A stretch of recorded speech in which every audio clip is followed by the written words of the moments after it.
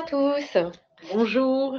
Nous sommes ravis de vous accueillir pour cette, AFDAS Décrypte autour, de ce nouveau, CERFA sur l'apprentissage. On va commencer, hein, les personnes, On va se présenter d'abord. oui, on va se présenter, bien évidemment. Hem, Madame, je vous en prie. Donc, je suis Alexia Davin, je suis la responsable du département apprentissage à l'AFDAS. Et donc, je suis là ce matin pour vous expliquer les petites lignes du nouveau CERFA qui est paru depuis le mois d'avril. Et je suis accompagnée par Marie-Pierre. Donc, enchantée, Marie-Pierre Baird, responsable du département, relations prestataires et data formation.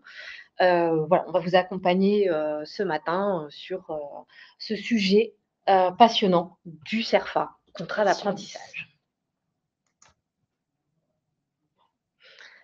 Alors, par rapport au déroulé de cette AFDAS Décrypte, vous pourrez poser vos questions, sur, le chat et nous y répondrons donc en fin de webinaire.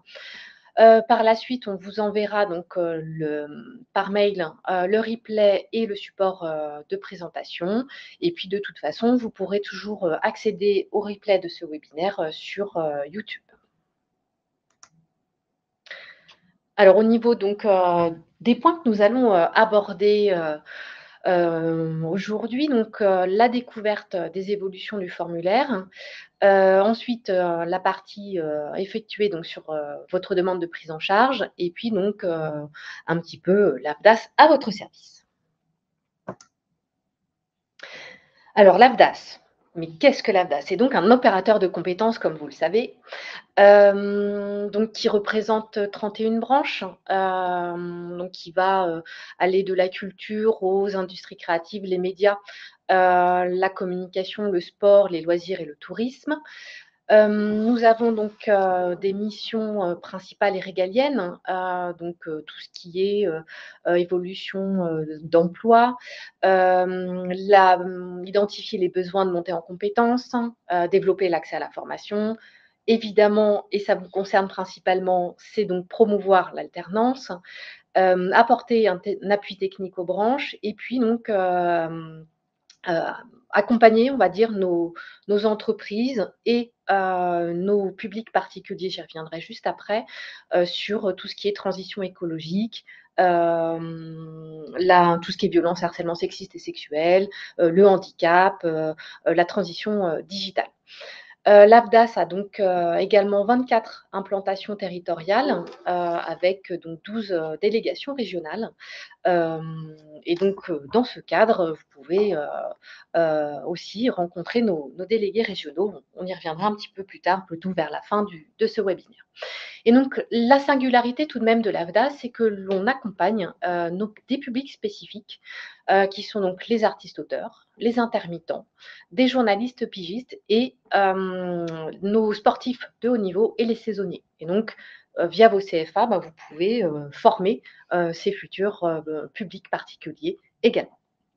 Et donc, mine de rien, 72 000 entreprises que nous représentons, avec essentiellement des TPE, PME. Et puis, en termes de public spécifique, on est à peu près dans cette même ordre de grandeur, à peu près 70 000 publics spécifiques à accompagner. Nous allons maintenant aborder les évolutions du formulaire CERFA contrat d'apprentissage. Et je laisse la parole à Alexis. Merci Marie-Pierre.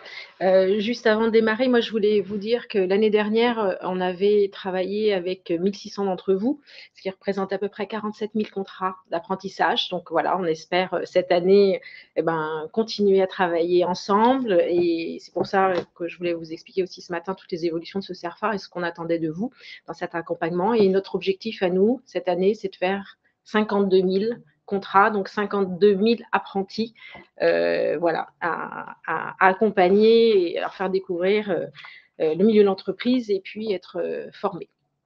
Alors, ce nouveau CERFA que vous avez dû découvrir comme nous depuis le mois d'avril, en fait, c'est ce qu'on appelle nous le CERFA version 10, c'est le petit 10, c'est étoile 10 que vous voyez là. Ce CERFA, il a un objectif principal, c'est avant tout de sécuriser le parcours des apprentis. Donc, c'est pour ça qu'il est enrichi, qu'il est bien plus fourni dans 2 pavés principaux que vous avez dû voir, c'est-à-dire toute la partie qui concerne les maîtres d'apprentissage. Donc, on demande beaucoup plus d'informations sur ceux-ci pour leur garantir effectivement un meilleur accompagnement, savoir quel diplôme ils ont, voilà, qu'il n'y ait pas de surprise par la suite.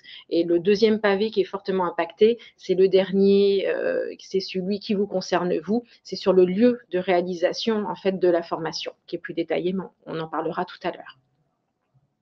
Vas-y, tu peux passer. Alors, je vais reprendre ce matin avec vous tous les pavés, les uns après les autres. On va être assez scolaire, mais l'idée, c'est de reprendre les éléments qui changent entre la dernière version et cette nouvelle version, et puis faire des petits points de focus sur finalement ce qu'on attend de vous, ce qu'il est important de contrôler pour que les employeurs puissent bénéficier des aides à l'apprentissage, donc les fameuses aides qui sont délivrées par l'Agence des services et de paiement, puisque c'est après notre enregistrement, en fait, et parce qu'on enregistre ces contrats, que les entreprises vont pouvoir percevoir les aides. Donc, on va à chaque fois pointer sur ce qui est important de bien compléter. Et puis, on abordera aussi tous les sujets importants pour que nous puissions bien calculer la prise en charge financière des contrats. Donc, à chaque fois, voilà, on va faire un double pointage avec voilà, ce qui change et ce qu'on aimerait bien que vous regardiez. Donc, le premier pavé, il concerne la partie entreprise. Donc, dans celui-ci, vous avez une évolution dans les champs, un nouveau champ. En fait, c'est une refonte de 2 champs qui existaient. Dorénavant, on n'a plus que l'IDCC de la convention collective applicable qui est demandée. Auparavant, on demandait l'IDCC d'un côté et la convention collective. Cet IDCC applicable, il est super important. Il faut bien distinguer IDCC appliqué et applicable parce que c'est ce qui va nous permettre de calculer la prise en charge financière. Je vais laisser Marie-Pierre vous expliquer la petite nuance. Alors, sur cette notion d'IDCC, l'IDCC applicable, en fait, va dépendre du code d'activité de l'entreprise. Et ça n'a rien à voir avec la convention collective réellement appliquée par l'entreprise. Cette notion est très importante puisque c'est à partir de cet IDCC applicable que le niveau de prise en charge du contrat d'apprentissage va être calculé.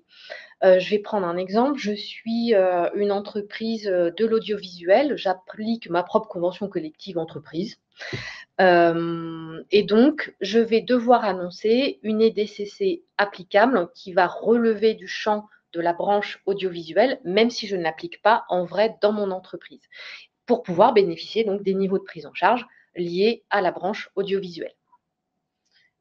Ce que vous disiez, Marie-Pierre, c'est donc particulièrement vrai dans les secteurs de l'audiovisuel. On a d'autres secteurs qui sont également concernés. Mais si on doit faire un résumé, l'IDCC appliqué, c'est celui, le contrat que va signer finalement le salarié dans l'entreprise. C'est ce qui va permettre de déterminer son niveau de rémunération. Par exemple, c'est celui qui est du coup de l'entreprise, l'appliqué et l'applicable, on est davantage sur l'activité de l'entreprise au sens large. Et vous savez que l'activité de l'entreprise, quand on donnait l'exemple de l'audiovisuel, il y a une commission paritaire qui se réunit de l'audiovisuel, celle qui détermine le prix des formations avant de les adresser à France Compétences. Donc, ça nous ramène à chaque fois à la branche. Donc, c'est très important. Nous savons qu'il y a beaucoup d'entreprises, du coup, qui vous donnent pas forcément ce bon IDCC. S'il vous plaît, si vous avez un moyen de vous en assurer, de faire des vérifications, ça évitera par la suite les je ne suis pas d'accord avec le montant que vous financez. Pour ceux qui nous adressent des factures via l'API, on peut avoir, comme on est en miroir, des écarts. Donc voilà, sachez en tout cas que nous, ce que nous prenons, et c'est pour ça que ces entreprises sont adhérentes à l'AFDAS, c'est parce qu'elles ont déclaré en IDCC applicable une activité qui relève de notre champ de compétences. Donc ça, c'était le point très important de cette partie. Il y a un petit changement qui n'est pas dans les champs que vous voyez là, mais qui est dans le...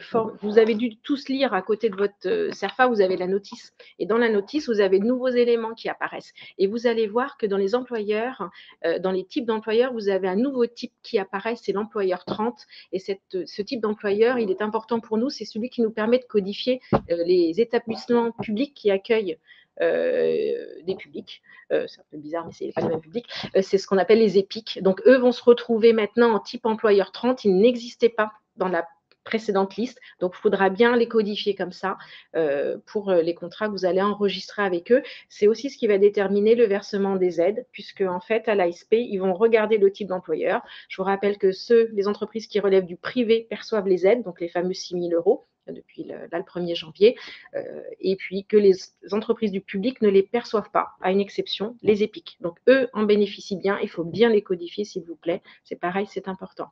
Toujours pour l'aide de l'ASP, on a quelques entreprises qui se trompent dans leur SIRET. Ils ne nous mettent pas forcément le bon établissement. Assurez-vous, voilà, de la même manière qu'il n'y ait pas d'erreur, parce que si le NIC, c'est-à-dire les petits chiffres qui sont à la fin du SIRET, sont erronés, si donc l'apprenti n'est pas à la bonne adresse, ils vont le déclarer en paye sur une autre adresse, c'est ce qui est adressé à l'ASP. L'ASP compare la version envoyée par l'AFDAS, la version envoyée par l'employeur. Si c'est différent, ils ne versent pas l'aide. Donc tout ça, ce sont des petites choses comme ça, mais au final, additionné, ben voilà, ça peut générer des retards, des mécontentements d'entreprise, etc. Donc on compte sur vous pour être vigilant sur ces points-là. C'est vrai que l'attention, elle va être plus sur si vous êtes en lien avec des structures plutôt moins de 11, qui n'ont pas forcément l'habitude de compléter des CERFA. C'est sûr que des structures de taille plus importante, qui ont 10 contrats d'apprentissage, voire plus, bon, il y a peut-être un peu moins d'accompagnement de votre part. Je peux passer ? On va commencer à parler du bloc apprenti. Donc là, sur le bloc apprenti, vous avez dû regarder également, il y a des petites notions qui changent. En fait, c'est plutôt dans la terminologie. C'est vrai que dorénavant, on demande le nom d'usage de l'apprenti. Hein. Auparavant, on demandait son nom de naissance. Bon, ben voilà, c'est pour des questions de simplification et d'envoi de données, de remontée informatique, puisque nous sommes connectés. Alors, je ne sais pas si vous connaissez Agora, mais Agora, c'est une grosse machine de l'État qui vient, à qui on adresse toutes nos données relatives à toutes les personnes qui font des formations et ils les agrègent tout au long de leur parcours, toute leur vie. Donc voilà, pour que eux récoltent mieux les données, en fait, ils ont souhaité aussi épurer ce CERFA. Et de la même manière, pour éviter quelques erreurs dans les remontées, dorénavant, il est demandé le premier prénom de l'apprenti. Si vous vous souvenez bien, auparavant, on pouvait avoir 1, 2, 3 prénoms. Donc du coup, on ne savait plus si c'était un nom composé, s'il y avait un tiret, pas de tiret. Enfin, voilà. Donc maintenant, ça sera plus simple. Vous mettez uniquement le premier prénom de l'apprenti, en tout cas dans ce qui est déclaré à l'état civil.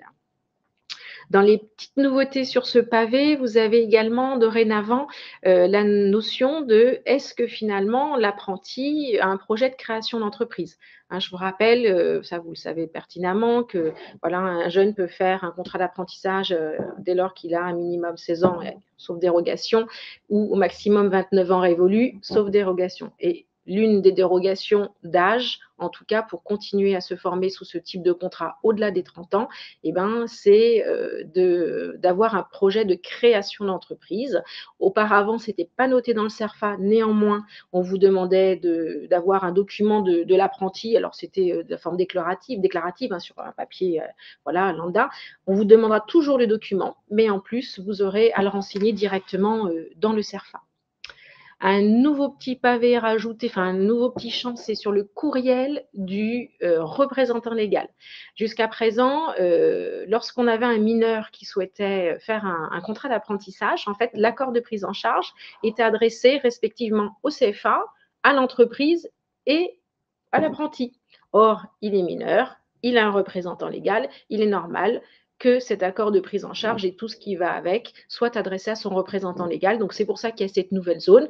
Nous, le parti pris à l'AFDAS, lorsqu'on validera les contrats, c'est qu'on enverra toujours l'accord au CFA, à l'entreprise, à l'apprenti et à son représentant légal. On en rajoute il y aura un destinataire supplémentaire de notre accord, ce qui ferait que les 4 parties auront bien le numéro d'enregistrement du contrat qui servira par la suite soit à obtenir les aides pour le permis de construire, j'allais dire n'importe quoi, conduire, ce sera suffisant, ou alors pour avoir les aides au logement, etc.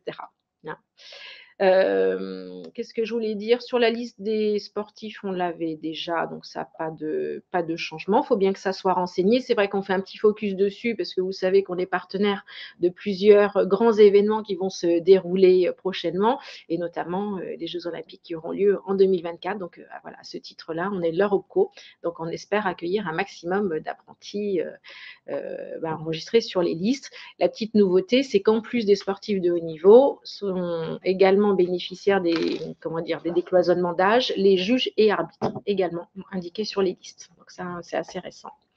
Là, je parlerai plus du CERFA, mais toujours de ce que vous avez dans le formulaire ad hoc. Il y a un nouveau diplôme qui existe, et le fameux BUT.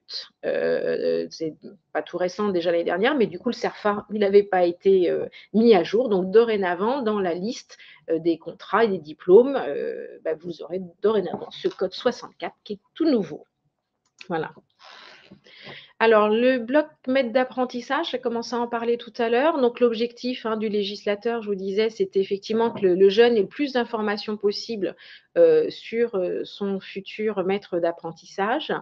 Donc, cette année, il va falloir, pour vous et pour l'entreprise, du coup, s'assurer qu'on collecte bien les fonctions du maître d'apprentissage, qu'on ait son NIR et on est habilité à le collecter, donc pas d'inquiétude sur le sujet si les entreprises sont assez frileuses, son adresse mail. Il nous faudra également son diplôme ou titre le plus élevé obtenu et son niveau de diplôme. Donc, il y en a un, c'est du texte, l'autre, c'est du chiffre. Vous voyez, vous connaissez le CERFA, on parle beaucoup en code.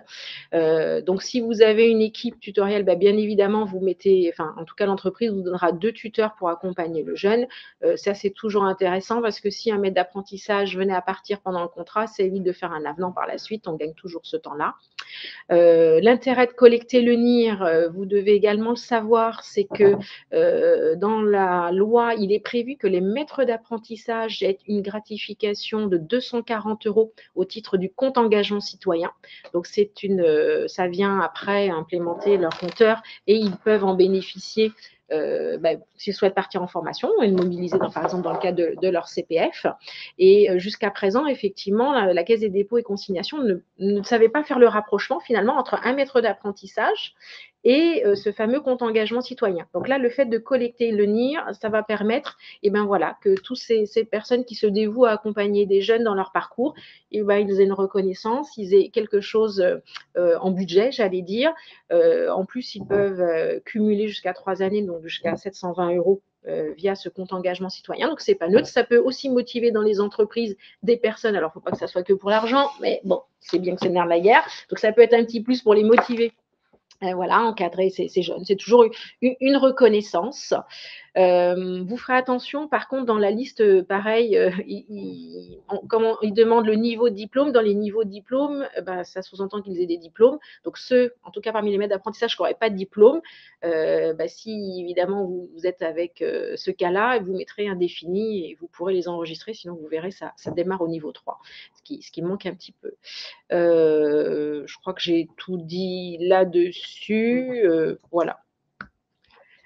Le contrat. Alors, le contrat, finalement, sur cette partie-là, il n'y a pas tellement de changements et pour autant, c'est là où on vous attend le plus. Alors, on va redécouper ensemble et finalement, toutes ces dates qui vous sont demandées. Et vous voyez, finalement, on a la date de conclusion du contrat. Donc, ça, vous connaissez, c'est finalement à quelle date le contrat est conclu. C'est la date aussi où l'entreprise, finalement, informe le jeune, ça y est, j'ai retenu ta candidature, on t'attend à la rentrée. Tu vas pouvoir, du coup, te former chez nous et dans l'école Intel. Donc, cette date, elle est hyper importante parce que c'est à partir de cette date que nous, en tant qu'OPCO, on sait à quel référentiel de France Compétences on doit se référer. Donc, il est important qu'elle soit correcte, ne serait-ce que ça, parce que vous savez qu'il y a 2 référentiels qui doivent paraître, un en juillet et un en septembre. Donc, nous, pour qu'on sache à quel niveau on va financer le contrat, il faut que l'on ait cette date. Ensuite, vous avez la date de début d'exécution du contrat. Alors, si je dois renommer ce champ-là, je dirais finalement, c'est la date à laquelle le jeune va commencer à être payé dans son entreprise, qui est différent de la date de début de formation pratique chez l'employeur. Vous voyez, c'est le dernier champ là qu'on vous a encadré en orange, qui est nouveau. Et en fait, ça, c'est la date à laquelle le jeune arrive physiquement dans l'entreprise. Alors, quand je dis physiquement, maintenant avec le télétravail, peut-être que, physiquement à distance, mais en tout cas, ça matérialise son premier jour dans l'entreprise, qui est différent finalement du premier jour où il va débuter sa formation. Et donc, on a, et c'est là que je vous disais qu'on vous attend finalement, vous, besoin de respecter une chronologie. C'est-à-dire qu'un contrat, il est forcément conclu avant qu'il ne s'exécute, ou à minima, on est le même jour. De la même manière, le jeune, il ne peut pas arriver dans l'entreprise avant que le contrat ait été conclu. Voyez?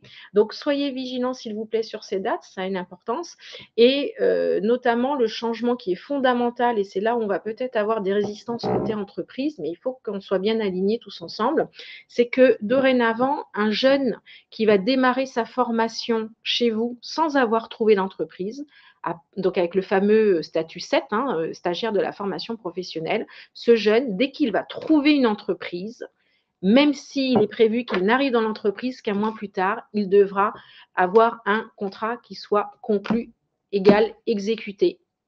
Et il arrivera plus tard. Donc, je répète, et je vais peut-être le redire avec d'autres mots pour que ça soit plus clair, s'il a débuté sa formation, l'entreprise ne peut pas dire finalement je l'accueille dans un mois. À partir du moment où elle a décidé de l'embaucher, elle doit le faire, elle doit lui signer son contrat et elle doit commencer à le payer. On ne doit plus avoir de décalage en se disant ben, finalement on regarde le planning, ah ben là les 3 premières semaines il est à l'école, après il est en entreprise, ben, finalement nous on va commencer à exécuter le contrat au moment où il va arriver dans l'entreprise. Ça, c'est une demande très forte de la Direction générale de l'emploi et de la formation professionnelle et c'est pour ça que j'insiste ce matin sur le sujet, c'est qu'il nous est demandé, et c'est en ça qu'on parlait aussi de sécuriser le parcours des jeunes, il faut que les entreprises jouent le jeu.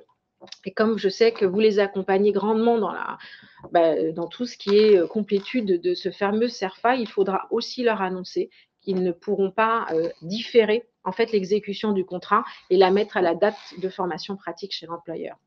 Et si je me permets d'insister sur le sujet aujourd'hui, c'est que vous savez que les contrats doivent nous arriver dans les 5 jours qui suivent l'arrivée du jeune dans l'entreprise. Si nous, on reçoit les contrats une fois qu'ils ont déjà conclu le contrat, s'ils ont déjà fait la déclaration à l'URSSAF, enfin, si tous les papiers sont faits, ça va être très difficile pour nous de leur dire, ben voilà, le contrat, il n'est pas conforme, le jeune était déjà en formation, vous auriez dû commencer à exécuter, donc à payer ce jeune plus tôt. Voilà. Donc, voilà, donc c'est ça, on compte sur vous, soyez vigilants et on vous a fait un petit dessin, on va vous le montrer après, mais il faudra vraiment le mettre comme ça.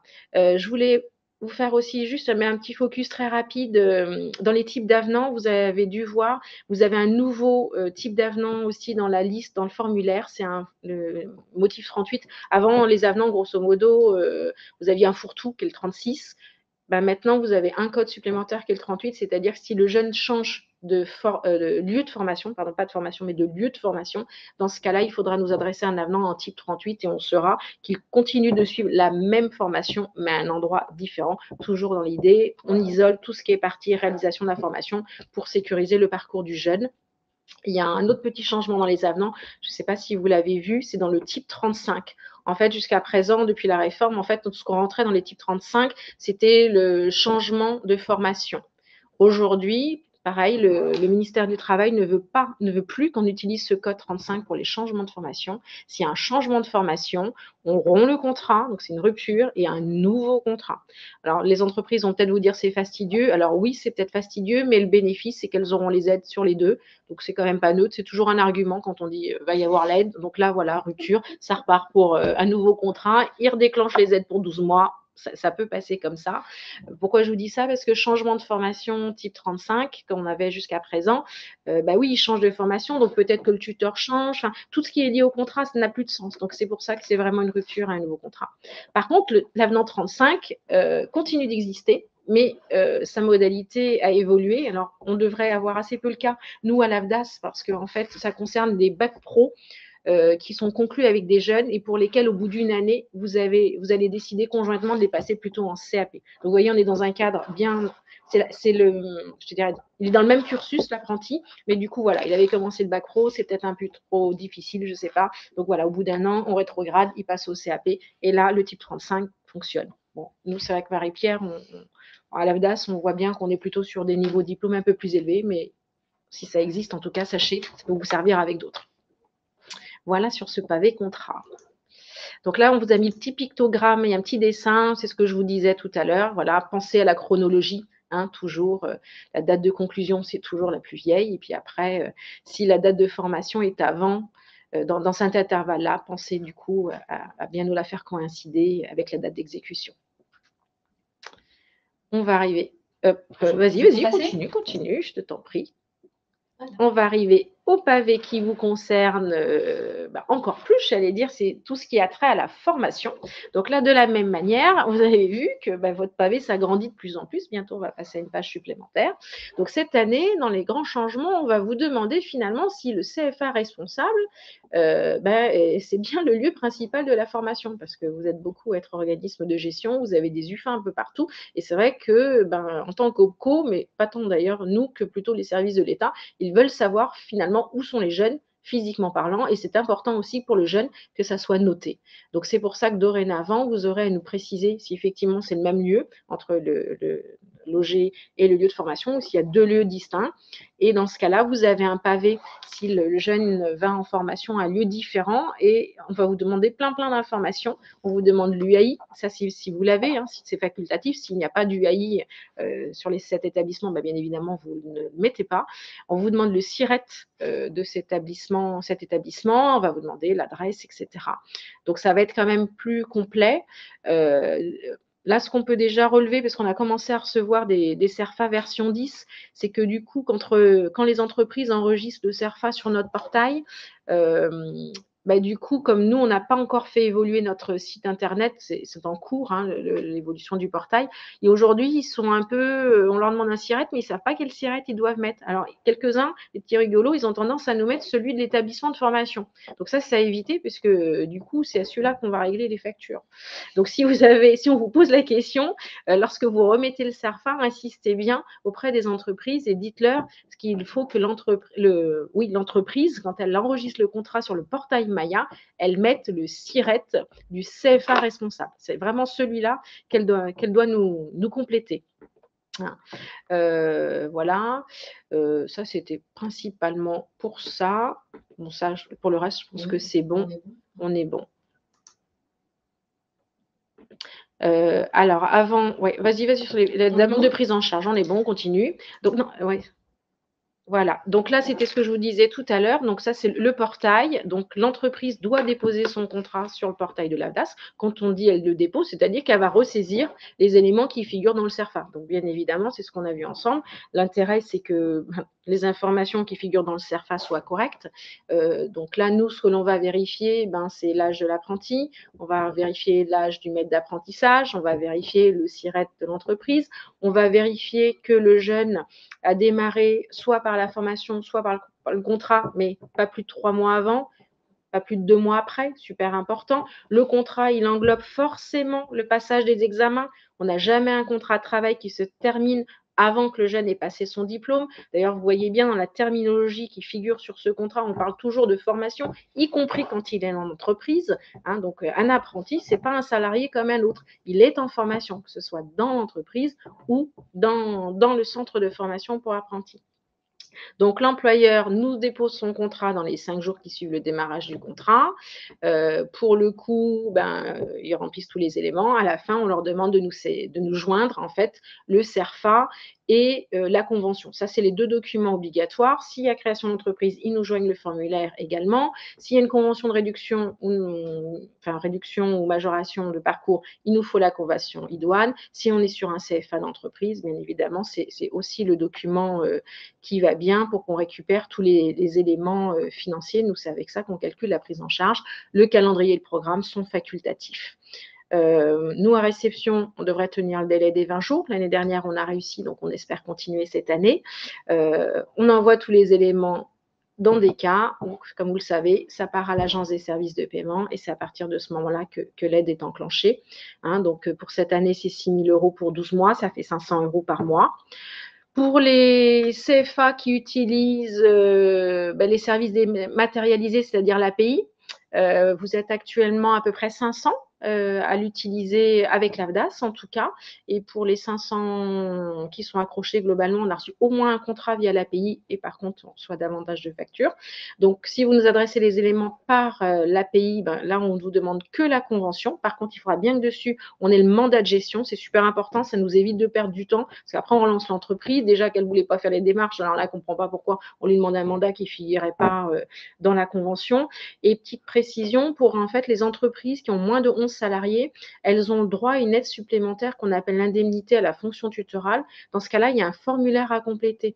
Donc, quand les entreprises nous déposent le contrat elles-mêmes sur le portail, elles nous le joignent. Elles doivent le faire en même temps pour pouvoir bénéficier d'une aide qui est de 1 000 euros. Si évidemment c'est vous qui télétransmettez via l'API, elles n'ont pas la possibilité de le joindre en même temps. Donc deux choses l'une, ou vous arrivez à la mettre dans la fin de la convention, en fait comme c'est un PDF et on récupère la donnée en même temps qu'on va gérer le contrat. Sinon, vous pouvez leur dire que via les formulaires de requête dont vous parlera un petit peu plus tard Marie-Pierre, ils peuvent nous adresser ce document dans la semaine qui suit le dépôt par vos soins. Donc ça, voilà, si nous l'adressons dans la semaine, on en tient compte et on peut engager les 1 000 euros. S'ils ne nous l'adressent pas dans ce délai, on se verra obligé de le refuser. Dans les éléments que je voulais vous dire également, sur ce CERFA, du coup, je sais que certains d'entre vous l'utilisent déjà. On sait que pour ceux qui ont des éditeurs de logiciels type Ipareo, c'est bon, ils ont fait la mise à jour. Sachez que les services de l'État et DECA, eux, seront opérationnels, alors de ce qu'ils nous disent, à la mi-juillet. En général, ils tiennent bien les délais, hein, donc bon, on peut se dire à une semaine près, mais voilà, à partir de la mi-juillet, lorsqu'on télétransmettra, nous, de notre côté, l'enregistrement du contrat, ils seront en capacité de récupérer toutes les nouveautés de ce CERFA. Par contre, sachez que nous, à l'AFDAS, on n'a pas finalisé l'évolution de notre portail. Ce qu'on a, en fait, l'objectif et la demande de la Direction générale de l'emploi et de la formation professionnelle, c'est qu'on soit prêt avec tous les autres OPCO pour le 1er octobre. Donc, nous, on met tout en œuvre de notre côté pour pouvoir, du coup, réceptionner ces contrats au 1er octobre. On vous en dira davantage, voilà, parce qu'on ne peut pas s'engager sur les autres OPCO, c'est un peu compliqué, mais nous, on pense vraiment être prêt à cette date-là, ce qui veut dire qu'il y aura une date butoir à un moment donné où il faudra impérativement qu'on collecte toutes les nouveautés de ce CERFA pour les envoyer dans tous ces petits tuyaux dématérialisés. Et c'est la date de conclusion qui fera foi. C'est-à-dire qu'en fonction de la date de conclusion du contrat, si on est au-delà du 1er octobre, il faudra qu'on soit en capacité d'enregistrer et d'envoyer les informations de la version 10. Sinon, là, pendant toute la période intermédiaire, en fait, soyez rassurés, hein, on prend la version 9, on prend la version 10. Voilà, s'il manque des données, c'est pas grave pour l'instant. En tout cas, on sait que vous faites au mieux, que voilà, chacun avec son système d'information, tout le monde doit se mettre à jour. Donc, on prend les deux versions. Petite chose que j'ai oubliée au niveau des niveaux de prise en charge. Pour que notre prise en charge soit juste, je vous rappelle la situation dont j'ai parlé tout à l'heure, les fameux SFP, la situation stagiaire de la formation professionnelle. S'il vous plaît, quand vous signez les contrats avec les entreprises, vérifiez bien que la situation 7 figure dessus. Parce qu'ensuite, vous revenez vers nous en disant il y a des erreurs, etc. etc. Les entreprises, elles ne savent pas du tout à quoi ça correspond.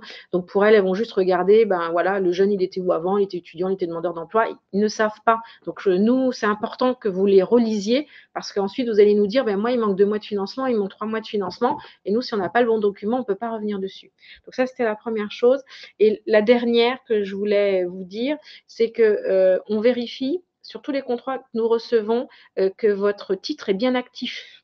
Donc, à chaque fois, on va regarder dans le référentiel de France Compétences si le titre est actif.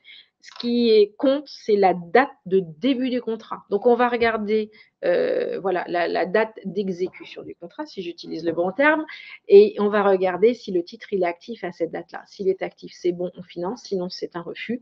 On fera quand même un deuxième contrôle, notamment si l'apprenti a démarré sous un autre statut, je ne sais pas, je vous dis n'importe quoi, il est en L3, et en fait, là, le financement et l'accompagnement est demandé pour la licence 3, bien évidemment. Du coup, il a démarré son parcours il y a 3 ans. Il y a 3 ans, le titre était actif. Donc là, voilà, on pourra financer le contrat. Voilà, j'espère vous avoir dit les éléments principaux à la fois sur ce CERFA, sur la manière dont nous travaillons, les contrôles que nous effectuons, pour que vous sachiez voilà, qu'il n'y ait pas de surprise, que quelquefois ça peut expliquer pourquoi on a des écarts dans les prises en charge. Mais on arrive toujours à tomber d'accord et à se comprendre les uns les autres. Du coup, dans la présentation. Voilà, dans la présentation, vous pouvez télécharger ce fameux formulaire et sa notice. Hein. Vous les avez également, vous les retrouverez sur notre site, vous les trouvez sur tous les services de l'État, enfin, ils sont un peu partout. Sachez qu'il y a actuellement un vade-mecum qui est en relecture côté OPCO. Je ne sais pas si tout le monde connaît ce document.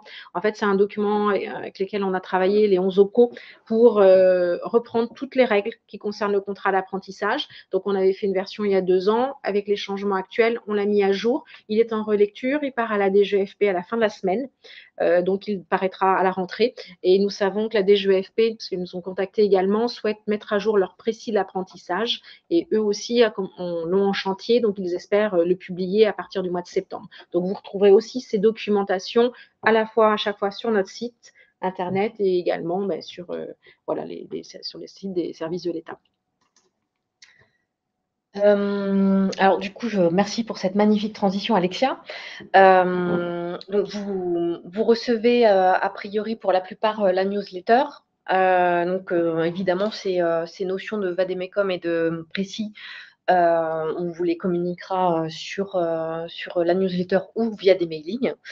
Travaillons en étroite collaboration avec Alexia pour qu'on soit au taquet sur les nouveautés. Point intéressant pour que vous ayez peut-être un même niveau de conseil auprès des entreprises, donc plus particulièrement nos TPE-PME.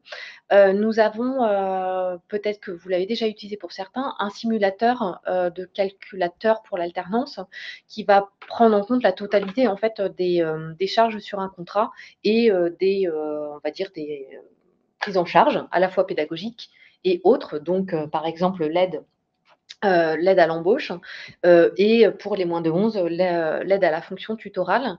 Et donc, ça vous permettra d'avoir un même, on va dire, niveau de conseil par rapport, on parlait de l'IDCC tout à l'heure, applicable, qui va donc rentrer en jeu dans ce calculateur.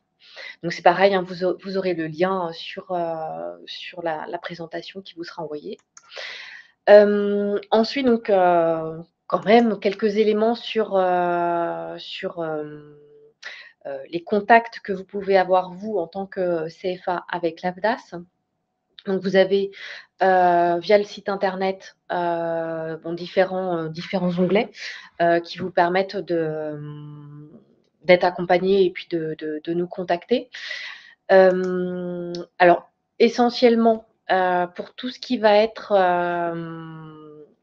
sur le traitement administratif des demandes de prise en charge, il faut impérativement que vous alliez donc sur votre portail prestataire, votre espace prestataire, et que vous alliez dans votre demande de contact. Et comme vous êtes des CFA, vous avez énormément de contrats d'apprentissage. Il faut vraiment bien spécifier la référence du contrat d'apprentissage pour que nous, on puisse retrouver nos petits. Sinon, après, on fait de la recherche et donc on prend plus de temps à vous répondre, donc ce qui est très inconfortable pour vous. On en a bien conscience. Vous avez aussi la possibilité de nous appeler sur le téléphone que vous voyez affiché à l'écran. Ou sinon, donc pour toute autre question hors dossier de demande de prise en charge. Donc, on va vous mettre là, vous avez une adresse mail, mais à ne pas utiliser pour demander à quelle hauteur vous allez financer. Voilà, est-ce que l'entreprise est bien chez vous, etc. Alors là, Marie-Pierre va vous dire à quoi sert cette adresse. Cette adresse sert pour toute autre chose que vos demandes de prise en charge. Ça va être, par exemple, vous changez de SIRET. Vous avez comme projet d'ouvrir une nouvelle filière, vous vous posez des questions, est-ce que c'est pertinent, pas pertinent? Vous nous proposez, parce que vous êtes très sympathique et qu'on vous aime aussi, de participer à votre conseil de perfectionnement. Vous pouvez donc envoyer les propositions sur cette adresse mail. Voilà, donc ça, c'est des choses qui sont importantes. Vous souhaitez, je ne sais pas, vous ne recevez pas la newsletter et puis vous ne comprenez pas pourquoi, vous nous dites, tiens, c'est bizarre, je ne reçois pas la newsletter, comment ça se fait? Petit mail sur référencement qualité.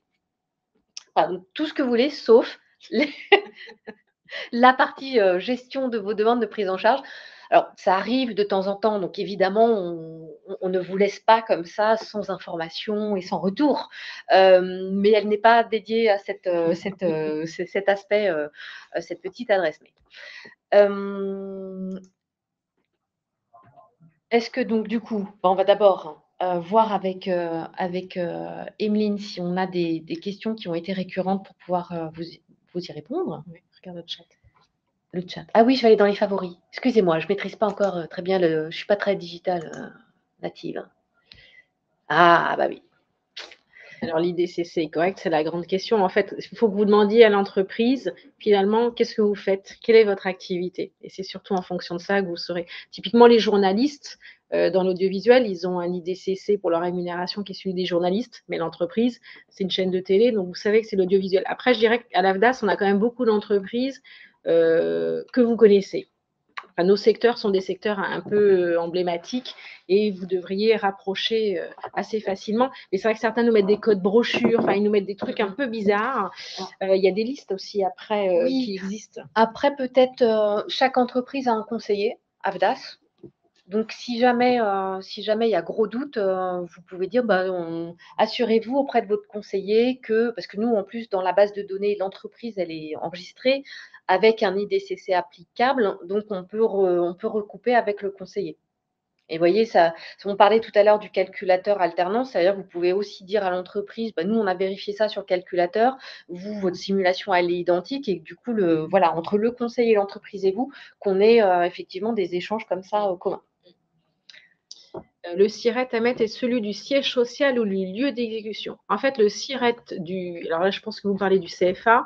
Celui du CFA, ce que l'on veut connaître, c'est celui à qui on va payer les factures. En fait, une fois qu'on a dit ça, on a tout dit. Donc, à qui vous voulez qu'on vous paye? À qui voulez-vous qu'on règle la facture? C'est celui qui devra apparaître, puisque ensuite, quand on recevra la facture, il y aura bien le SIRET correspondant. Donc ça, voilà, c'est assez simple. Nom d'usage ou de nom de naissance, quelle différence? Si vous vous êtes marié, vous pouvez décider d'utiliser soit en tout cas pour les femmes, votre nom d'épouse ou votre nom de jeune fille. Donc, c'est celui que communément, quel nom vous donnez, vous, voilà, comment on vous appelle finalement dans peut-être le lieu d'entreprise qui est différent de votre cadre familial. J'ai un candidate, alors je lis les questions pour les autres. Bonjour, je travaille dans un Greta. J'ai une candidate qui a 29 ans, aura 30 ans fin décembre 2023. La formation est en alternance, mi-septembre à fin août, est déjà titulaire d'un bac, voici 20. Puis-je la positionner en CFA? Oui. Alors, de toute manière, c'est jusqu'à, quand on dit 29 ans en révolu, c'est 30 ans moins un jour à la date de conclusion du contrat. Donc, c'est important de retenir cette date. Et en plus, pour les personnes qui sont, alors elle est titulaire d'un bac, je ne sais pas ce qu'elle a. Si c'est AP en alternance. En fait, quand vous avez des apprentis qui sont rentrés dans un cursus, en fait, du coup, leur limite d'âge est reportée à 35 ans. C'est-à-dire que, voilà, elle a démarré un contrat d'apprentissage, n'importe quoi, à 29 ans, elle finit son diplôme, à 30 ans, voilà, elle va suivre après 2 années jusqu'à 33, etc. Il ne faut pas qu'il y ait plus d'1 an d'interruption entre les deux contrats. Et du coup, on peut les amener comme ça jusqu'à 35 ans parce qu'ils ont une évolution dans leur cursus de formation. Dernier diplôme préparé, dernière classe suivie, quelquefois, alors là c'est un peu touchy, la différence entre dernier diplôme. Par exemple, j'ai quelqu'un qui a fait un BTS. Ouais. Après, la personne, elle part et qui s'est arrêtée à la fin de la première année. Oui, qui s'est arrêtée à la fin de la première année. Là, typiquement, on est dans ce cadre-là, il a bien préparé un BTS, mais il a le bac. Voilà.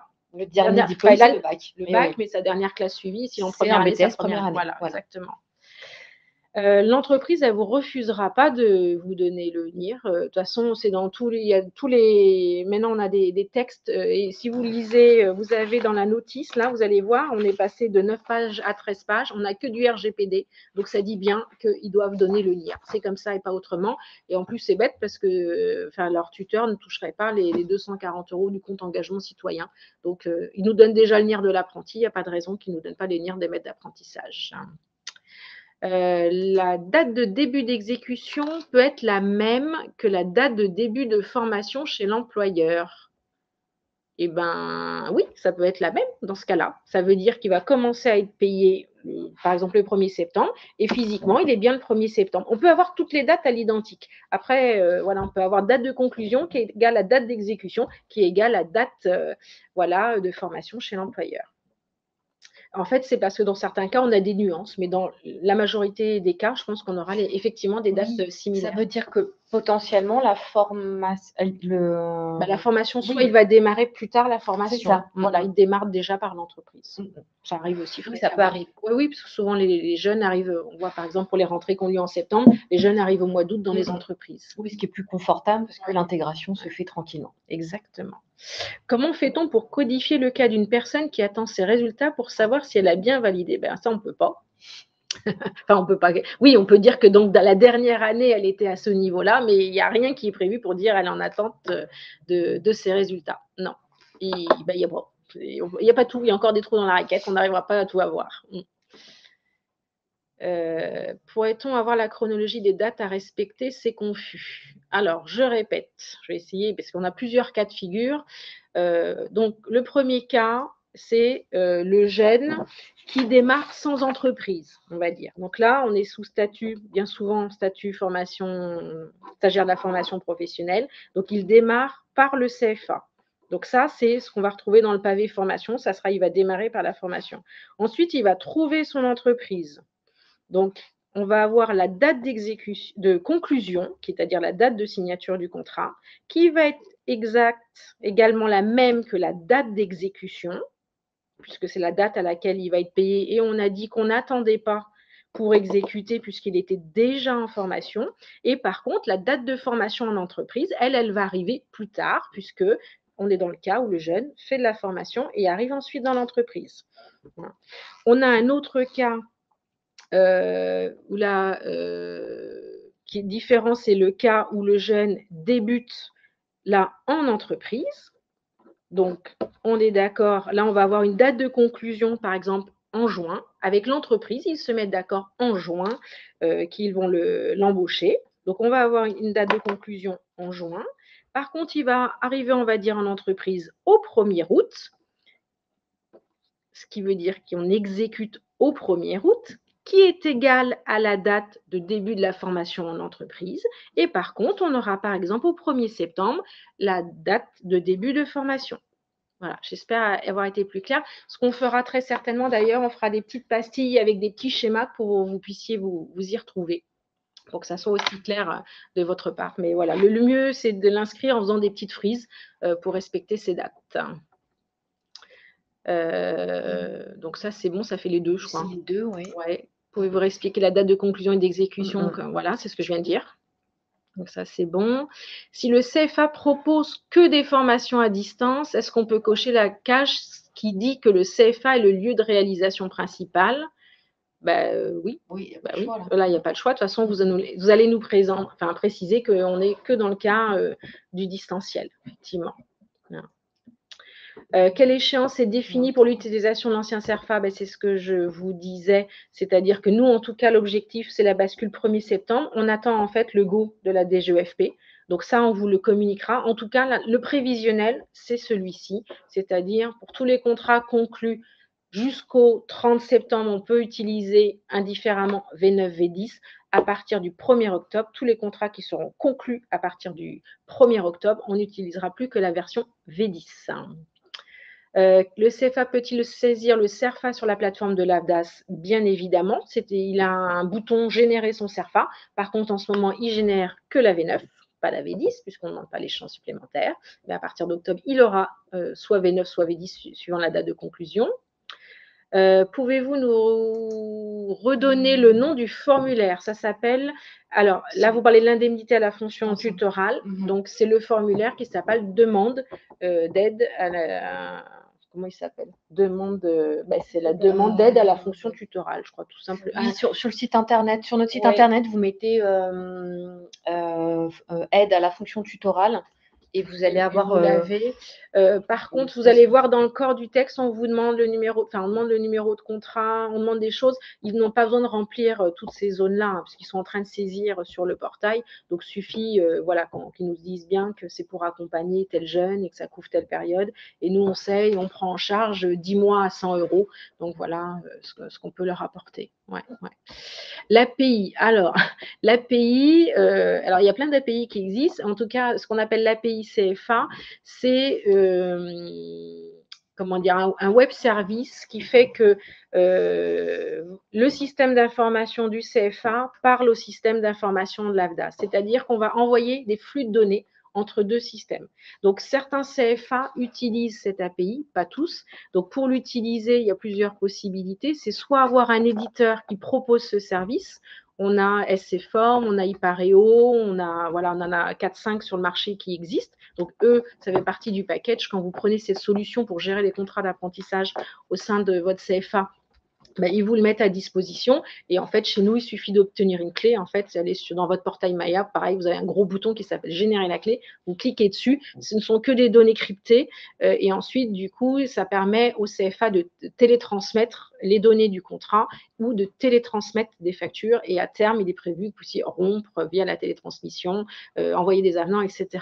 On a aussi certains CFA qui ont choisi de développer ce service en interne, donc qui utilisaient un système d'information qui leur était propre, et vu la volumétrie des contrats, ils ont développé, puisque tous les OPCO proposent cette API, en fait, ce service, et du coup, ça fluidifie la donnée, et c'est surtout que ça permet de faire à la place des entreprises. On sait que pour certains d'entre vous, vous avez du mal à récupérer des CERFA signés des parties, vous ne savez jamais si l'entreprise, elle a déposé le contrat dans Maya. Donc nous, en fait, vous le savez parce qu'on vous envoie un mail. En fait, dès que l'entreprise elle dépose le contrat, bim, vous recevez un mail qui vous dit, voilà, telle entreprise a déposé le contrat. Maintenant, si l'entreprise s'est trompée de CFA, ça part chez un autre CFA.